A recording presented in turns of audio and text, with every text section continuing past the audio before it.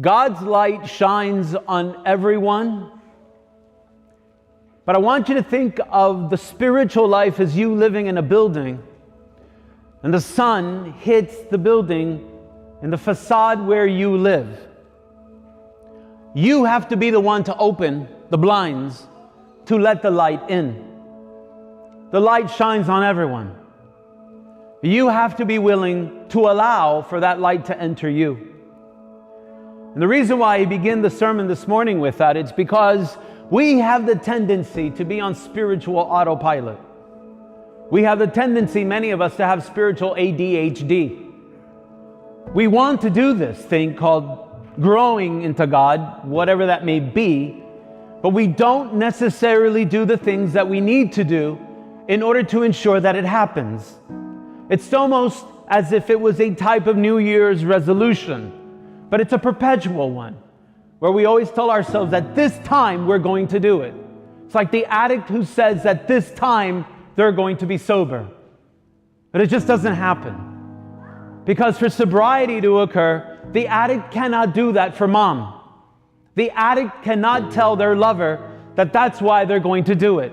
The addict cannot change their addictive behavior because they want to please someone else. In fact, we can't even get off of our habit if we do it for God. The only way that we will ever find true sobriety, and it will be a challenge nonetheless, is if we do it for ourselves. Sin is not about the afterlife. Sin is not about you going to hell. I've been very clear about that. Sin is sin because anything that you do that causes you to suffer, and so therefore to hurt the creation of God, is the sin. Sin is not about offending God. Sin is about God creating you the way God sees you, and you doing your very damned best to make your life miserable. That is what is sinful. What is sinful is that you don't love yourself sufficiently to get with it, to get with the program, and to do everything that you can do because God is waiting for you to do it. You will not receive the blessings that shine upon you until you open your eyes, you awaken, and you allow those rays to come through you, to penetrate you, to be incandescent, so that they burn away the dross, and what they allow to be seen is gold. That's what this story is about.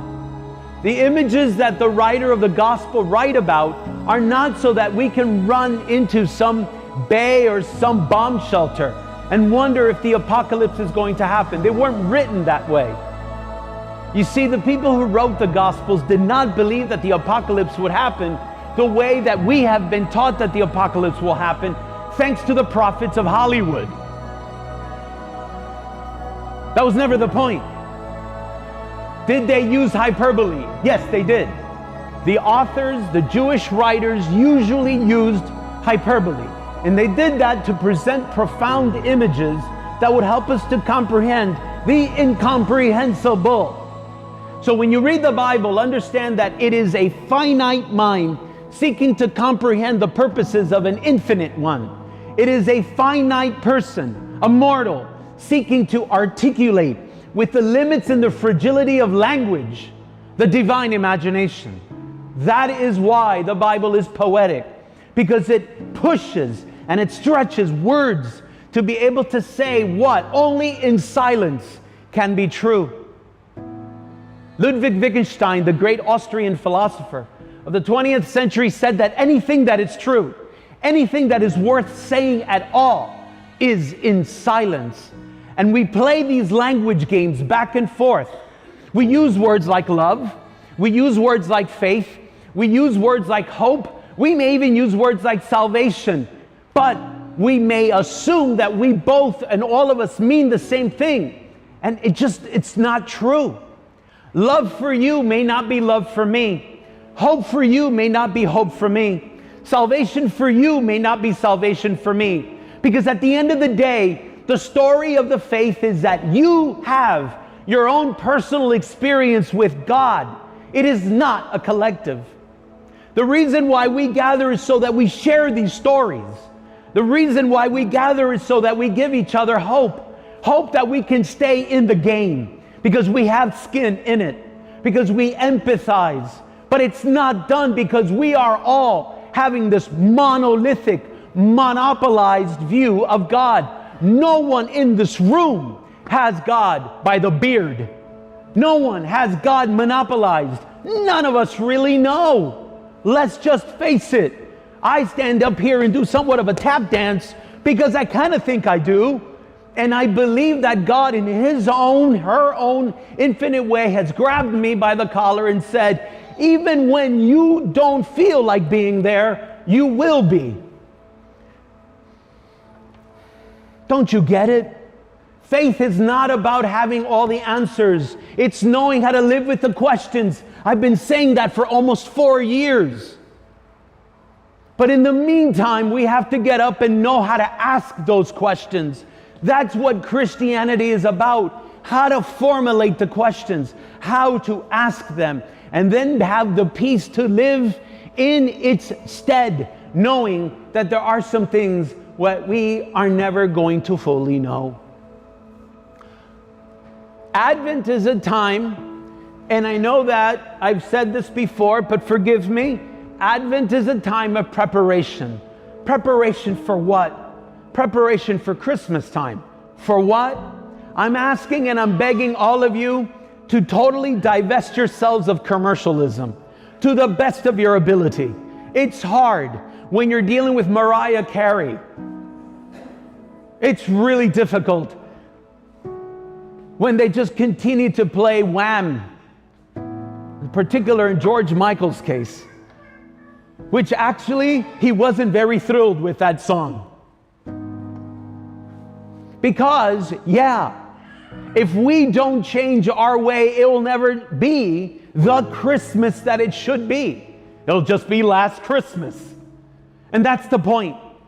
The story of Christmas and the story of Christianity is that you get second, third, fourth, fifth, sixth, how many chances you need.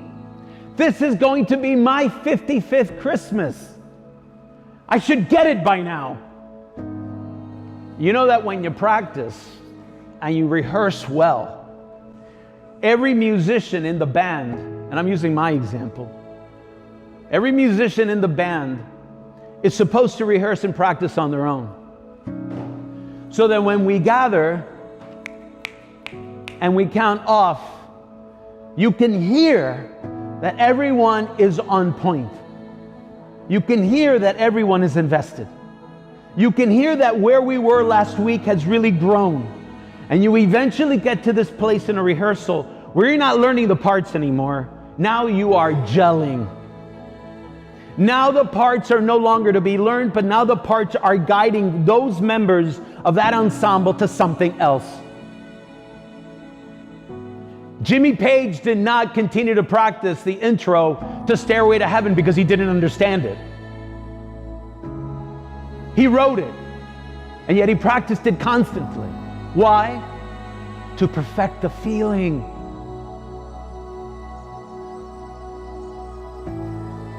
Thelonious Monk did not have to practice his scales, but he did, because he wanted to make sure that when he improvised, what came out of that experience was absolutely mind-boggling.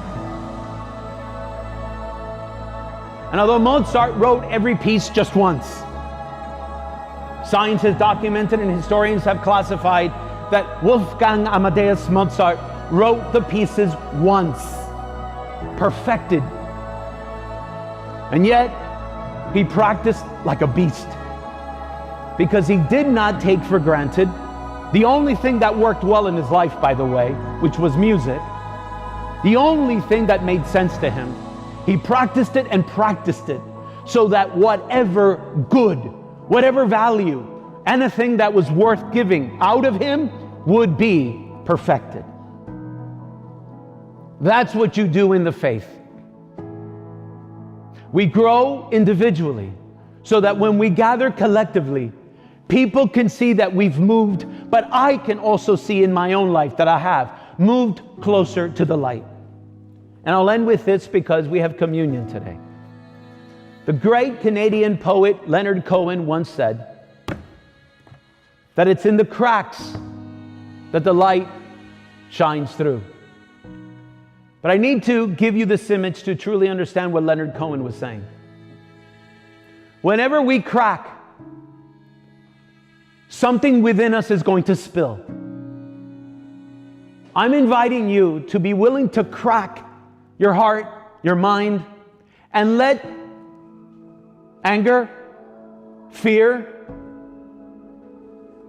expectations of perfection, guilt, shame, worry, feelings of failure, anxiety.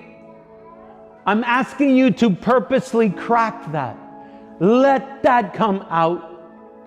Because as that comes out, what will come in is light. Light will fill the void that was once entertained by fear. Light will fill the void that was once entertained by anger. Light will fill what was once dark. And you will glow, and you will be radiant. And people will see that you represent the hope that they desire to one day possess. Be the example. Be the living example. Be the incarnation. Be the walking Christ for someone. Let them see in you what this season is all about. Emmanuel, God with us. Amen?